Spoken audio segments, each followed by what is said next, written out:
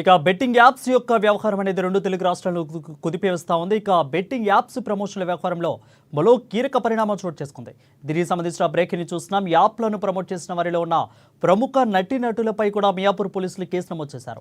నటీనటులు, social media ఇన్ఫ్లుయెన్సర్లు సహా మొత్తం దాదాపు 25 మందికి జాబితాలో ఉన్నారు.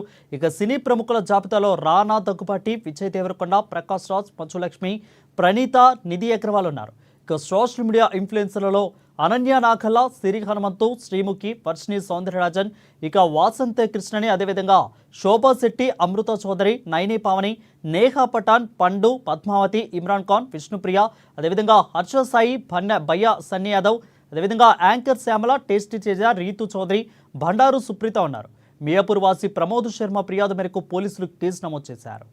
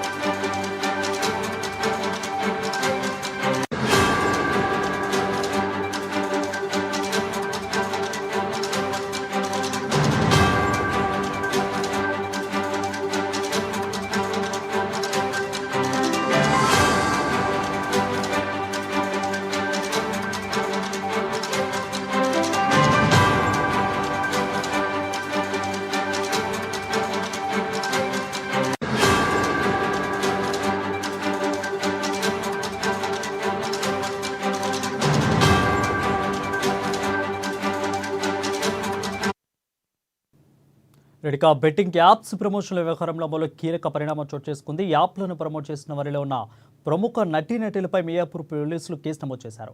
ఇక నటీనటులు, సోషల్ మీడియా ఇన్ఫ్లుయెన్సర్లు దాదాపు సహమొత్త 25 మందిపై ఈ జాబితాలో ఉన్నట్లుగా తెలుస్తోంది. దీనిపై మరింత సమాచారం మా film reporter Ashok news room నుంచి అందిస్తారు. అశోక్, చెప్పండి, ఈ యొక్క 25 మంది జాబితాలో ఎవరెవరి పేర్లు ఉన్నాయి? Thank you Varun. తెలంగాణ పోలీసులు ఈ బెట్టింగ్ యాప్ ప్రమోట్ చేసినటువంటి ఇన్ఫ్లుయెన్సర్స్, సినీ నటీనటులపై కొరడా జులిపిస్తున్నారు. దీనికి సంబంధించిన 25 మందికి వారు నోటీసులు ఇవ్వడం జరిగింది. సినిమా ఇండస్ట్రీ నుంచి దగ్గుబాటి రానా, విజయ్ దేవరకొండ, ప్రకాష్ రాజ్, తర్వాత నిధి అగర్వాల్, వీళ్ళందరికీ కూడా నోటీసులు ఇవ్వడం జరిగింది. దీంట్లో మంచులక్ష్మి కూడా ఉంది, ప్రణతి ఉంది, అలాగే అనన్య నాగల్ల కూడా వీళ్ళు ఉన్నారు, రీతు చౌదరి కూడా, వీళ్ళందరికీ కూడా పోలీసులు నోటీస్ ఉన్నారు. ఇక ఇన్ఫ్లుయెన్సర్స్కి వచ్చేస్తే ఇమ్రాన్ ఖాన్, భయ్య సన్నీ యాదవ్, హర్ష సాయి, వీళ్ళందరికీ, అంటే వీళ్ళతో పాటు 25 మందికి ఇవ్వడం జరిగింది. దీనికి సంబంధించినటువంటి విష్ణుప్రియ కూడా ఈ ఉదయమే పోలీసుల పంజగుట్ట పోలీసుల వెళ్ళడం, తనకు సంబంధించిన డీటెయిల్స్ సమర్పించడం, ఫోన్ కూడా ఆమెది సీజ్ చేశారు. కొన్ని వివరాలు తీసుకున్నారు. ప్రస్తుతానికైతే ఆమెని పంపించినప్పుడు కూడా తనకు సంబంధించినటువంటి అన్ని విషయాలు తీసుకున్నారు. మరోసారి పిలిచినప్పుడు రావాలని చెప్పినారు సార్. అయితే ఇప్పుడు ప్రజెంట్గా రీతు చౌదరి పలు సినిమాల్లో హీరోయిన్గా చేసింది, ఇన్ఫ్లుయెన్సర్గా ఉంది. ఆమె ఈ మధ్యనే కొన్ని వివాదాల్లో కూడా, వైసీపీకి సంబంధించిన వివాదాల్లో కూడా తను ఉన్నటువంటి వ్యక్తి. ఇప్పుడు మళ్ళీ మరోసారి తెరపైకి వచ్చి బెట్టింగ్ యాప్లో కూడా ఉన్న అనే విషయం మనం ఇప్పుడు పోలీసులకు ఈరోజు హాజరవడం జరిగింది. అయితే పోలీసులు ప్రస్తుతానికి ఆమెను విచారిస్తున్నారు. దీనికి సంబంధించినటువంటి అంటే మియాపూర్ పోలీసులు కూడా వీళ్ళపై నోటీసులు అంటే ఈ బెట్టింగ్ యాప్స్కి సంబంధించిన ప్రతి ఒక్కరిపై కూడా కొరడా జులిపిస్తున్నారు. ఎవరిని కూడా ఉపేక్షించలేదు. ప్రతి ఒక్కరు సహకరించాల్సిందే అని చెప్పేసి అంటున్నారు. అయితే ఇప్పుడు కొద్దిసేపటి కింద విజయ్ దేవరకొండ కూడా ఒక టీం తోటి పిఆర్ టీం తోటి కూడా ఒక ప్రెస్ నోట్ రిలీజ్ చేయడం జరిగింది. ఈ A23 యాప్కి నేను ప్రమోషన్ చేసిన వాస్తవమే. అయితే ఇది కేవలం స్కిల్ బేస్డ్ యాపే అని చెప్పేసి ఆయన చెప్పేశారు. దీనికి గతాడైతే తనతోటి అగ్రిమెంట్ కూడా పోయిందని, కానీ దీనివల్ల ఇది లీగల్కి సంబంధించింది అని, దీనికి నేను ఎటువంటి అవినీతి కానీ అంటే ప్రేరేపితంగా చేయలేదు, ఇల్లీగల్ కాదని చెప్పేశారు. మరోసారి ఏం చెప్పారంటే ఈ రమ్మీ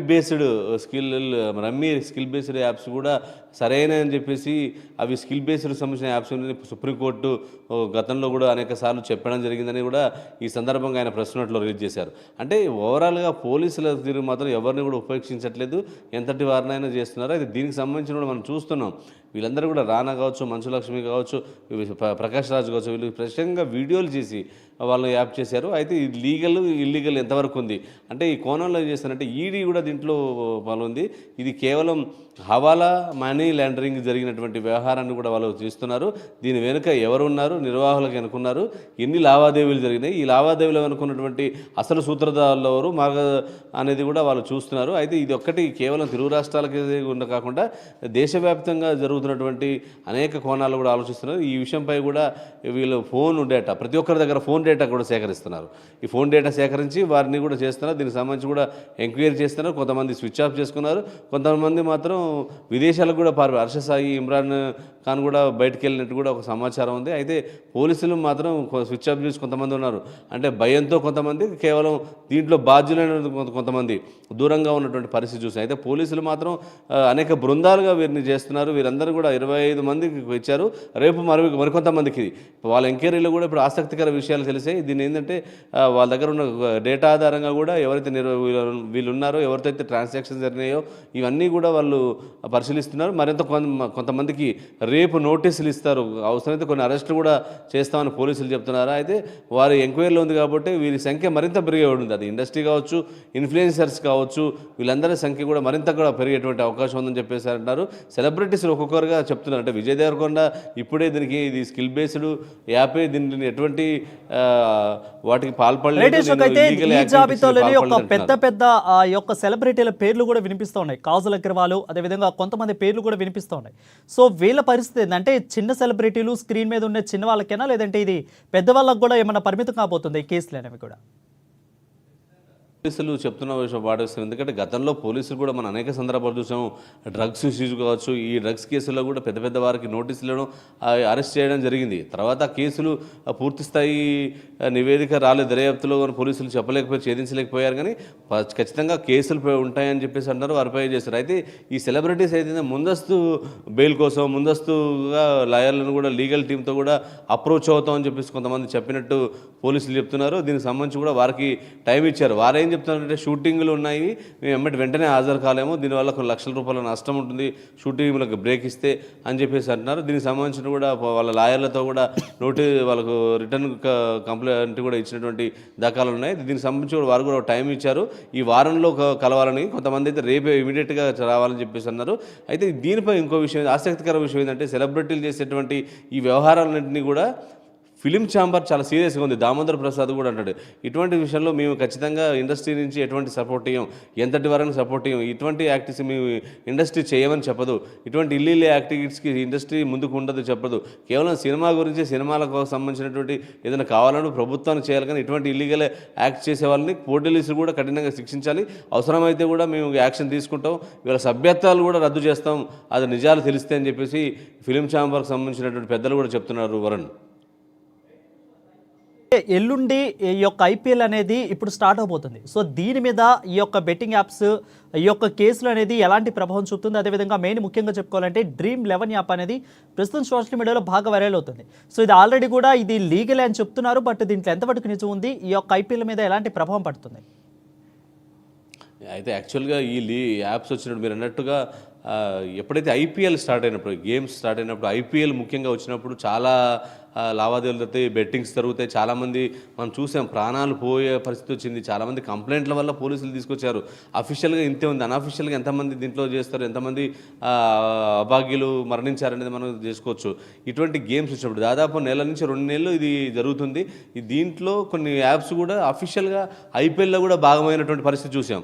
ఐపీఎల్ గేమ్లో కూడా వన్ ఆఫ్ ది మెయిన్ స్పాన్సర్గా ఉన్నాయి. ఇది ఎవరైతే ఇన్ఫ్లుయెన్స్ చేసి వాళ్ళు చేస్తారో వారందరికి కూడా లక్షల్లో కాదు కోట్ల రూపాయలు ఇస్తున్నారు. అంటే సామాన్య సెలబ్రిటీకి కూడా, సామాన్య ఇన్ఫ్లుయెన్సర్ కూడా కోట్ల రూపాయలు ఇస్తున్నారు. సెలబ్రిటీస్కి అయితే వాళ్ళు సినిమా చేస్తే ఓ 10 సినిమాలు చేస్తే వచ్చేటువంటి ఆదాయాన్ని ఒక్క బిట్టింగ్ యాప్ ప్రమోషన్ చేస్తే వస్తున్నటువంటి పరిస్థితి. సో దీంట్లో మనీ లాండరింగ్, హవాలా జరిగిందని చెప్పేసి వారి దగ్గర కొన్ని కీలకమైనటువంటి ఆధారాలనే పోలీసులకు దీనికి సంబంధించినటువంటి ఈ యాప్స్కి సంబంధించినటువంటి అన్నింటినీ కూడా వాళ్ళు కూడా పరిశీలిస్తున్నారు. సైబర్ క్రైమ్ కూడా దీనికి సంబంధించినటువంటి మరోసారి కూడా వాళ్ళు కూడా ఎంక్వైరీ చేస్తున్నారు. అంటే పూర్తి స్థాయి, అంటే మనం తీగలాగితే డొంక కదిలే చందంగా కూడా వీళ్ళు మొత్తం డొంక కదిలింది. దీనికి సంబంధించినటువంటి ఒక్కొక్కరు బయటకు వస్తున్నారు, ఒక్కొక్కరు వారి పేర్లు చెప్తున్నారు, ఎవరు అప్రోచ్ అయ్యారని చెప్తున్నారు. ఈ భాగంలో పోలీసులు కూడా వారికి సంబంధించినటువంటి అన్నీ జరుగుతున్నాయి. అంటే ఇది కేవలం తెలుగు రాష్ట్రాలతో సంబంధం లేదు, ఇండియా వైడ్ అయిన కర్ణాటక, తమిళనాడు, బాంబే నుంచి కూడా ఈ యొక్క ఇష్యూస్ ఈ సంబంధించినది. దీంట్లో మీడియేటర్స్ ఎంతమంది పాల్గొన్నారు, నిర్వాహకులు అఫీషియల్ ఎంత, అన్అఫీషియల్ అనే కోణంలో చేస్తున్నారు. సో పోలీసులు మాత్రం చాలా సీరియస్గా ఉన్నట్టుంది. రాష్ట్ర ప్రభుత్వం కూడా ఖచ్చితంగా ఈ యాప్స్ వల్ల చాలామంది బలైపోయారు. ఇంకా జరగబోయేటువంటి నష్టాన్ని కూడా జరగకుండా ఉండాలంటే ఖచ్చితంగా వీరిపై కఠిన చర్యలు తీసుకోవాలి, కఠిన శిక్షలు కూడా విధించాలని చెప్పేసి సామాన్య ప్రజలు సోషల్ మీడియా వేదికగా సజ్జనాർക്ക് కావచ్చు, పోలీసులకు కావచ్చు, ట్విట్టర్లో కానీ ఇన్స్టాగ్రామ్ ట్యాగ్ చేస్తూ సెలబ్రిటీస్ని అరెస్ట్ చేయరా, సరైన కేసులు పెట్టరా అని చెప్పేసి ప్రశ్నిస్తున్న పరిస్థితి మనం చూస్తున్నాం. Varun, right, thank you Ashok for the clear updates.